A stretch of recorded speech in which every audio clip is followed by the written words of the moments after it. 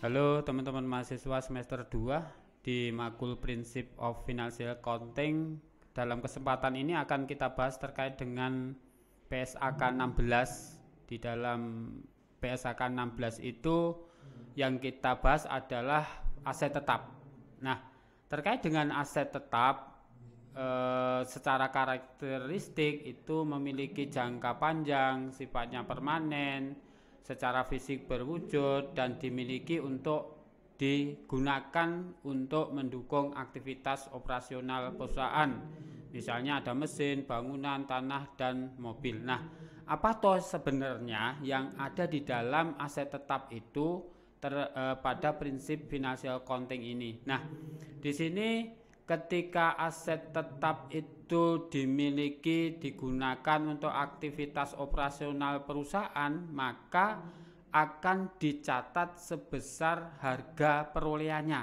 Nah, yang dikatakan harga perolehan adalah semua kos, semua biaya yang dikeluarkan untuk mendapatkan aset sehingga aset itu siap digunakan adalah harga perolehan yang nantinya akan dicatat ke dalam statement keuangan untuk aset yang dimiliki tersebut. Nah, di sini secara prinsip akuntansi, ketika aset itu tidak memiliki masa manfaat yang signifikan untuk mendukung operasional perusahaan, maka ada 3 kemungkinan nantinya: dibuang, dijual, atau ditukar tambah. Nah, ketika 3 macam ini dilakukan, maka di dalam pencatatannya mencatat akun aset tersebut ke dalam posisi kredit dan akumulasi penyusutan akan aset tersebut ke dalam posisi debit. Nah, ini jurnal yang dibutuhkan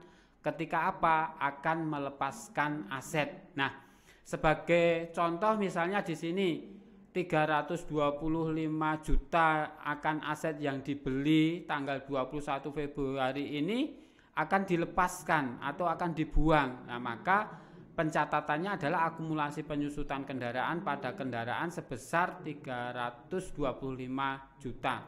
Nah, ketika aset itu dilepas dengan cara dijual, maka ketika harga jual sama dengan nilai buku, tidak ada laba atau rugi.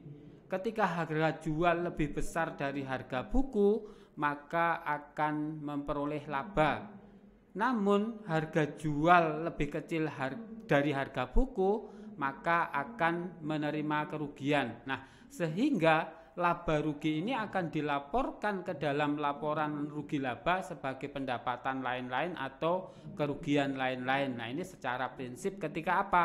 Aset itu dilepas dengan cara dijual. Nah,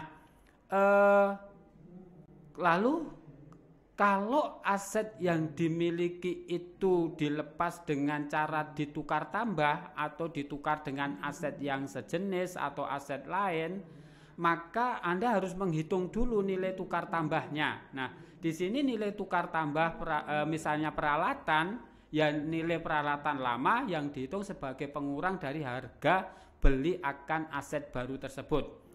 Ketika nanti diperoleh nilai tukar tambah lebih besar dari nilai buku, maka akan dicatat sebagai sebuah keuntungan. Nah, di sini tidak dicatat atau tidak dilaporkan nantinya di dalam laporan keuangan.